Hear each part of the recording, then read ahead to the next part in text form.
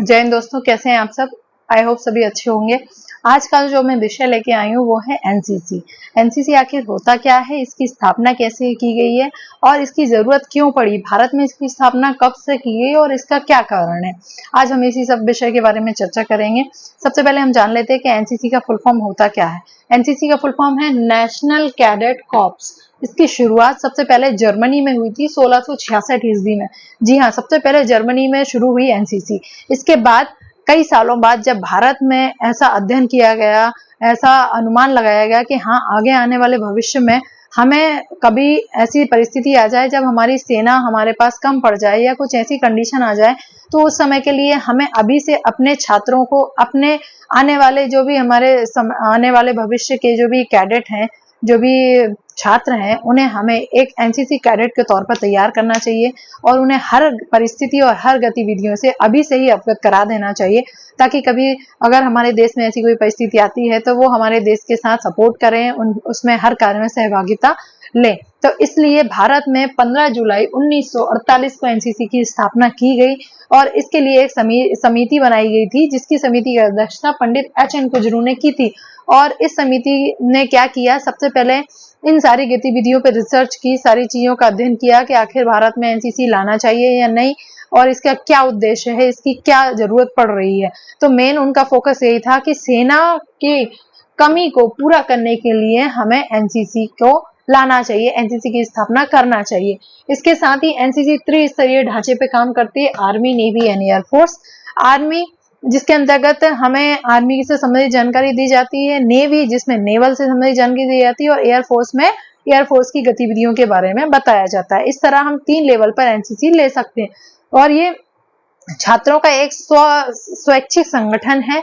स्वैच्छिक एक ये संगठन होता है। इसके अंतर्गत आपके ऊपर किसी तरह का कोई दबाव या कोई भी प्रेशर नहीं होता है। आप अपनी मर्जी से एनसीसी ले सकते हैं।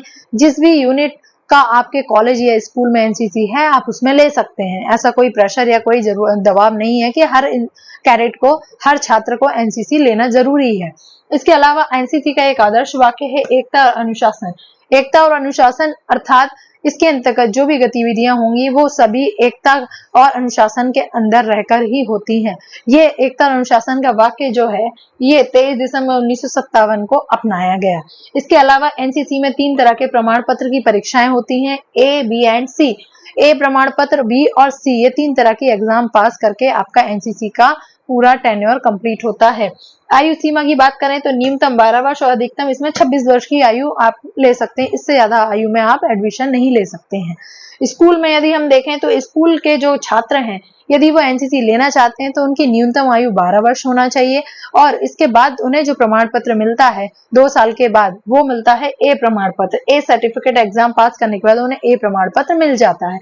इसके अलावा कॉलेज में यदि हम बात करें तो कॉलेज में यदि छात्र एनसीसी लेना चाहते हैं तो उनका 3 वर्ष का इसका कार्यकाल रहेगा और उस समय उन्हें 2 बार परीक्षाएं देना पड़ती हैं, एक बी सर्टिफिकेट एग्जाम द्वितीय वर्ष में और एक सी सर्टिफिकेट एग्जाम तृतीय वर्ष में। इन दोनों को पास करने के बाद आपको सी प्रमाण पत्र और बी प्रमाण पत्र मिल जाता है। इसके अलावा एनसीसी 4 तरह की होती है।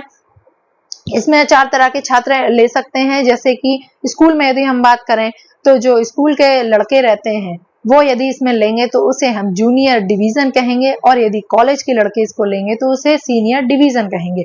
इसी तरह स्कूल में यदि गर्ल्स लेती हैं तो उसे हम जूनियर विंग कहते हैं और यदि कॉलेज में गर्ल्स एनसीसी लेती हैं तो उसे सीनियर विंग कहते हैं।